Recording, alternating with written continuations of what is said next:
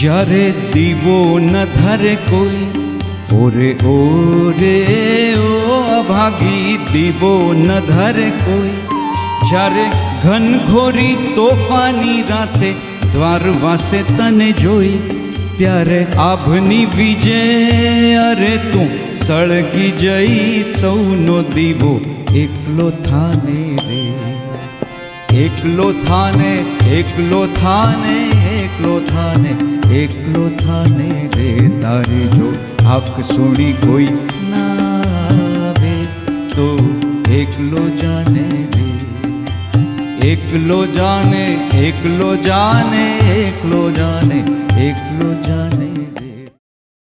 આદરણીય ગઢવી સાહેબ, પ્રિય રમેશભાઈ, પ્રિય રમણભાઈ, જેમની ઉર્જાવાન વક્તૃત્વ કલાથી આપણે સૌ અભિભૂત છીએ એવા સંજયભાઈ, આદરણીય ગીતાબેન, સૌ પરિવારજનો અને ગુજરાત ગાંધીનગર સાહિત્ય સભાના સૌ સભાસદો, સાહિત્યકારો. સૌ પ્રથમ તો રમેશભાઈનો બહુ આભાર એટલા માટે માનીએ કે રમેશભાઈ બહુ જ પ્રસંગોચિત આવી સ્મરણ સભાઓ યોજીને પેલા જતા આત્માને રોકીને એના શબ્દોને સજીવન કરવાનો આપણો જે પ્રયાસ હોય છે, વ્યક્તિગત ધોરણે આપણે કરતા જ હોઈએ, પણ જ્યારે સામૂહિક રીતે આપણે કોઈનું સ્મરણ કરીએ છીએ ત્યારે આપણને વધુ દિલાસો પણ મળે છે અને વધુ એનાથી નજીક જવાની આપણને એક તક મળે છે. પ્રવીણ, હું તો પ્રવીણ ગઢવી સાહેબ એવું કહેવું બહુ મુશ્કેલ, પ્રવીણ જ કહું છું, કારણ કે મારો સંબંધ 50 વર્ષ જૂનો છે. સૌથી પ્રાચીન મિત્રતા મારી છે. હું 74-75માં વિવેકાનંદ કોલેજમાં ભણતો હતો અને મારા પ્રોફેસર પિનાકીન દવે સાહેબ મને અનુબંધ શીખવાડે, નવલકથા. અને ગઢવી સાહેબના ભાઈ એટલે પ્રવીણના ભાઈ અમારા આચાર્ય હતા. અને એ વખત સૂરજપંખી પહેલવેલા એની વાર્તાઓ પ્રગટ થઈ, એટલે પિનાકીન દવેએ મને કહ્યું કે જુઓ, આ પ્રવીણની વાર્તા વાંચીએ આપણે. અને પછી વાર્તા વાંચી અને બધા વિદ્યાર્થીઓએ ભાગ લીધો ને બધાએ રિએક્શન આપ્યું ને આ તે. મને ખબર નહીં કે આ પ્રવીણ પછી તો આવો ઘનિષ્ઠ મિત્ર થઈ જશે. પછી અમે સાથે એક જ બેચમાં જોડાયા. એટલે સ્પીપામાં વર્ગમાં પણ એનો જે આમ બળવાખોર સ્વભાવ પણ બરાબર, અને કન્ફર્મિસ્ટ, તમે લોકો કન્ફર્મિસ્ટ છો એમ પાછા કહી દે. અને બહુ મજા આવતી હતી, કારણ કે સ્પીપાનો દિવસો પણ એવા હોય કે એમાં બધા એકેડેમિકલી બધા બહુ જ સ્પર્ધાત્મક પરીક્ષાઓમાં એકદમ જોરદાર રેકોર્ડ કરીને આવ્યા હોય, એટલે બધાને પોતાના પોઈન્ટ સ્કોર કરવાની ઈચ્છા થાય. પ્રવીણનું એક આકર્ષણ મને એવું થયું કે એ કોઈ પણ એક પણ વાક્ય બોલે ને તો આધાર વગર ના બોલે. અને પછી કે રિસેસમાં કે તમે પેલું બોલ્યા એનો મને શ્લોક આપો, તમે મારે એ શ્લોક જોઈએ છે, કે મારે શીખવું પડશે, મારે સમજવું પડશે. એટલે પ્રવીણનું એટલું બધું, પછી તો અમે સાથે આવ્યા અને બધું એમનું પોસ્ટિંગ વગેરે ચાલ્યું. પણ અમરેલીમાં પાછા એક લેન્ડમાર્ક પોસ્ટિંગ થયું એમનું. અને એમને જ્યારે પહેલાં લાઠીમાં કલાપીનું સ્મારક કરવું છે એવો વિચાર કર્યો, તરત જ મને ફોન કર્યો. મને કે કવિ આપણે આવું કરવું છે અને સરકારે બધી મંજૂરી આપી છે ને હું આવો ઇનિશિયેટિવ લઉં છું, તમે લો ને, આપણે બધા તમે જે કહેશો આપણે બધા સાથે જ છીએ. એમણે બહુ જ આગ્રહ કર્યો અને મને એ દિવસ બરાબર યાદ, ગીતાબેનને પણ યાદ છે કે હું લાઠી અમે સાથે ગયા હતા. એ રાત્રે અમરેલીના ગેસ્ટ હાઉસમાં બહુ મોડે સુધી બધી વાતો કરી. પછી રિટાયર્ડ થયા. આમ કહેવામાં વાંધો નહીં, ડાયાબિટીસના દર્દીઓએ હંમેશા સ્વીટ ખાતી વખતે પત્નીને યાદ કરવાની હોય છે. એટલે એ મને કાયમ જલેબી આમ ઉઠાવે ક્યાંક, અમે જમવામાં બહુ જ વખત સાથે હોઈએ બધા મેળાવડામાં. જલેબી એમને બહુ ભાવે, એટલે જલેબી ઉઠાવે ને કે ડાયાબિટીસ કી એસી તેસી લો યાર તમે. મેં તો નથી લેવા, એટલે કે લો તમે. મેં કીધું મને ડાયાબિટીસ છે ને, રહેવા દો. પણ ખાવાના એવા શોખીન અને વાંચવાના પણ શોખીન.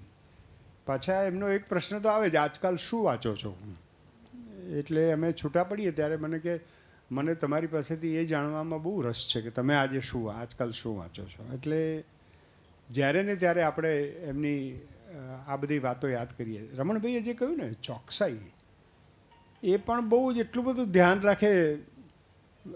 એક વખત કલેક્ટર કોન્ફરન્સમાં કંઈ બધા પત્રકો હતા ને બધું પતી ગયું ને પછી મને એક બાજુ બોલાવીને કહે કે ભરાય બધું વાહ વાહ થઈ ગઈ, સારું થયું, પણ પેલી ટકાવાળી જે કાઢી છે ને એમાં 3 ભૂલો છે કે.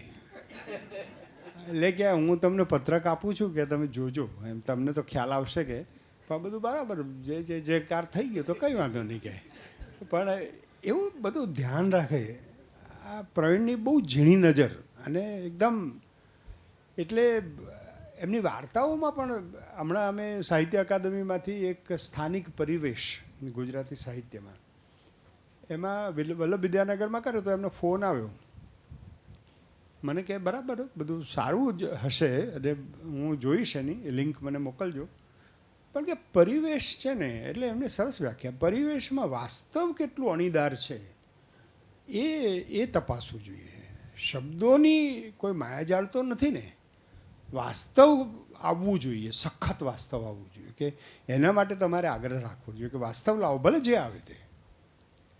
એટલે પછી અમે અકાદમીમાં પણ ચર્ચા કરી. મેં કીધું પ્રવીણભાઈનો આવો પણ મત આવ્યો છે અને આપણે આ વાત પણ તપાસવી જોઈએ જુદી રીતે વાર્તાઓ વાંચીએ ત્યારે. તો આવા પ્રવીણની ઘણી બધી વાતો કરી શકાય. એની કવિતાઓ વિશે એનું દલિત અને સામાજિક નિસ્બત એટલી બધી જબરજસ્ત અને એટલી ઊંડી. કોઈ પણ વાત હોય એટલે તરત જ એ કે તમે મારી સાથે સંમત નહીં જ થાઓ પણ મારી વાત સાંભળો. એને ખબર કે હું સંસ્કૃતનો વિદ્યાર્થી ને હું બધું શ્રદ્ધાવાળો ને રંજન સાહેબે કહ્યું મૂર્તિભંજક. એટલે પણ પહેલાં એ પ્રિએમ્બલ બાંધે. બધી અસંમતિ હોવા છતાં પણ મિત્રતામાં કોઈ ઓટ ના આવે, એકદમ કોઈ કટુતા જ નહીં. એની આખી મસ્તી જ જુદી હોય. એટલે મને લાગે છે કે આજે આપણે પ્રવીણને બધી રીતે યાદ કરીએ. મને લાગે છે કે philosophical, social, literary, even doctor સાહેબ હતા એટલે મેડિકલી પણ કે અને ઓટોપ્સી ને એનું દેહદાન પછી પણ શું થશે એ પણ આપણને બધું જાણવા મળ્યું. પ્રવીણને તો એનું મરણ તો શક્ય જ નથી. કારણ કે હું એવું માનું છું કે કવિ જ્યારે મરે છે અથવા એનું મરણ થયું છે એવું આપણે બધા સાંસારિકો બોલીએ છીએ ત્યારે ખરેખર તો એક બહુ મોટા દીર્ઘ મૌનના મહાકાવ્યની શરૂઆત થતી હોય છે.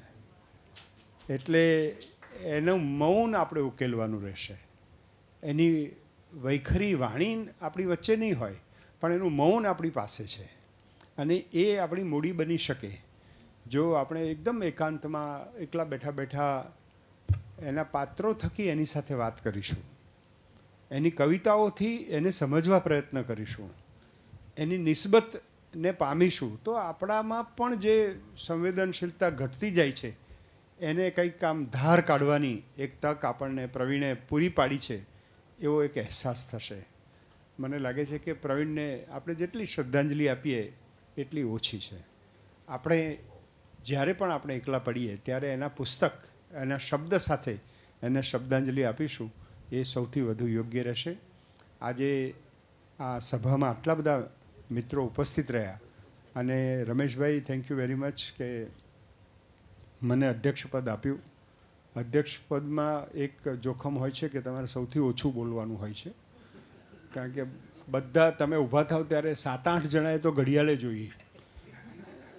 એટલે એ લોકો આયોજકોને કહેતા હશે કે મને કહેતા હશે ખબર નહીં, પણ હું પ્રવીણનો મિત્ર હોવાથી સેન્સિટિવ છું એટલે મને પણ ખબર પડે છે. પણ મિત્રતાના દાવે એટલું બધું અમારો એટલો દીર્ઘ સંબંધ છે અને અમે વારંવાર ફોન ઉપર બહુ વાત કરીએ અને એનું એક પ્રતિભાવ આપવાની રીત કે કોલમમાં જો કંઈક સારું લખાયું હોય, ખાસ કરીને મારી બધી શ્રદ્ધાવાળી હોય ને એમાં કશું ના આવે. પણ જો નિબંધ મેં એવો લખ્યો હોય જેમાં પ્રકૃતિનું વર્ણન હોય તો એનું આવી જાય, બોસ મજા આવી ગઈ, એવું બધું. મારી પાસે બધા વોટ્સઅપ પડ્યા છે અને ઘણી વખતે ક્યાંક સારું પ્રવચન કર્યું હોય તો એનો એ ત્યાં બોલે નહીં, કદાચ શાંતિથી ચાલે જાય, પણ રાત્રે એક વોટ્સઅપ આવે કે આજે મજા આવી, આ 3 મુદ્દા તમે સરસ કહ્યા. તો આવો મિત્ર જાય એનું દુઃખ છે, પણ એ જે શૂન્યત્વમાં ભળી ગયો છે ત્યાંથી આપણા શબ્દોને વિનાશ આપતો રહે એવી પ્રાર્થના. અસ્તુ.